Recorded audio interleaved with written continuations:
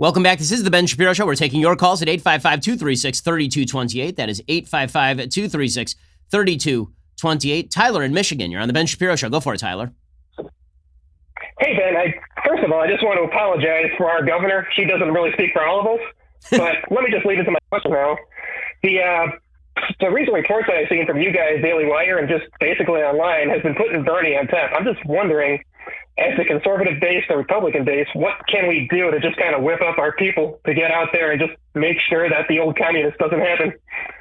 Well, I think that the biggest thing is that we have to constantly be exposing his old remarks to scrutiny. I mean, the fact is his old remarks are the same as his new remarks because he has never changed. According to his own diktat, he has never changed. His philosophy has never changed. See, here's the thing.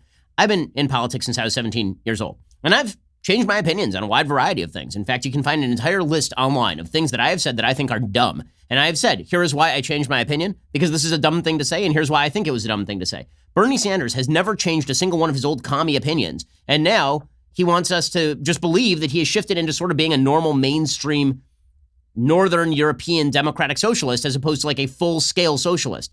Even the democratic socialists in Northern Europe, by the way, acknowledge that capitalism is a wonderful thing. They just call themselves socialists for purposes of broadening the social safety net, which means that basically Bernie is the same as Hillary Clinton. See, here's the problem for Bernie. Bernie likes to say that he is a socialist, as opposed to those other Democrats who are Democrats. But then when you get him to actually talk about his plans, they are the same as all the other Democrats. So what distinguishes him? Just the word socialist. So what does it mean? Nobody actually asked Bernie what it means. Instead, he just elides the question by saying things like, well, if by socialism, what you mean is that I want all people to have great housing and a hamburger, then of course I want my social. No, that's not what I mean, Bernie. I mean, what do you mean public ownership of the mechanisms of production? Is that what you mean? Right? That is the definition of socialism.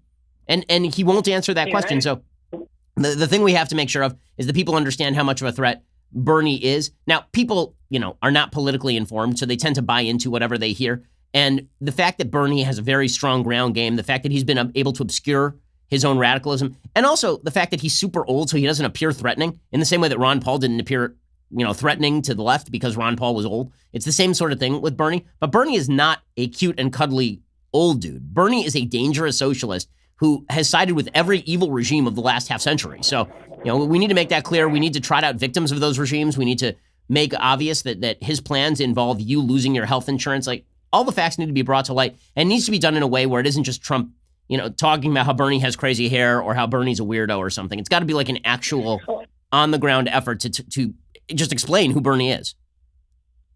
Absolutely. And then coming from Michigan, I know he somehow won our primary back in 2016, but it doesn't make sense to me considering just our manufacturing roots here. You would think that residents that live here wouldn't want to just with essentially just full-blown communism running the state. I mean, we're already kind of having an issue with our governor, but that's another story for another day, though.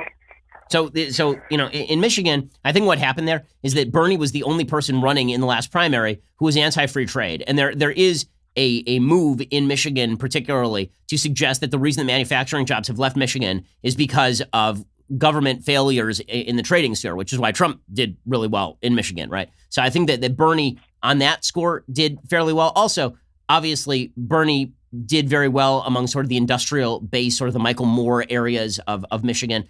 Overall, if Bernie runs against Trump in Michigan, is that going to go well for Bernie? I have serious doubts that's going to go great for Bernie in a lot of the swing states, in Michigan, in Pennsylvania, in Wisconsin. Wisconsin is his best hope because Wisconsin actually does have a fairly long socialist history going back to Robert La Follette. But I don't think that you're going to see Bernie succeed well in Michigan. Really appreciate the call, Tyler. Let's see. Matthew in Montreal, Canada. You're on the Ben Shapiro Show. Go for it, Matthew. Hi, how are you, Ben? Thank you for taking my call. My big concern, and this is what I hear from multiple people, some people say that Bernie Sanders, if he's the Democratic nominee, he's just going to, Trump is just going to run through him in the Electoral College. And then some others say that if he's the nominee, it's going to be Trump's biggest challenge. I just want to know what your take on this is. So I think that so there's my head, my heart, and I'm sort of divided, to be honest with you. In my head, Bernie is the easiest nominee to beat because he's the most radical. He provides the most cannon fodder for Trump. There's just tons of material on him. The oppo on him is the easiest thing in the entire world. On the other hand, Bernie does have the passion of a small group of people, and the passion of a small group of people, when juxtaposed to Trump's generalized unpopularity, at least up to this point, is not bad, right? You do need some passion to get to the polls, as Hillary Clinton demonstrated in 2016 when she had none.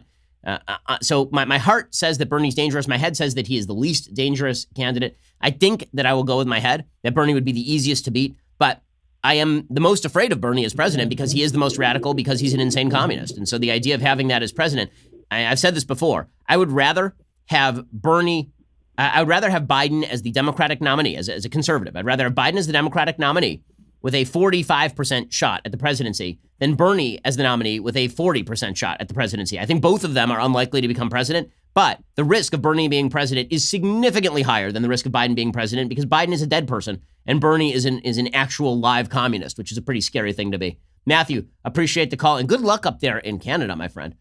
Alrighty. Well, we will be back in just a moment, and we'll bring you the latest on Trump's State of the Union, the blowback to the State of the Union, Nancy Pelosi demonstrating that she is just as childish as anybody else in Congress, not the adult in the room. Plus, we'll get to the latest from the Iowa caucuses, results still trickling in, and they will be for the next several years. This is The Ben Shapiro Show.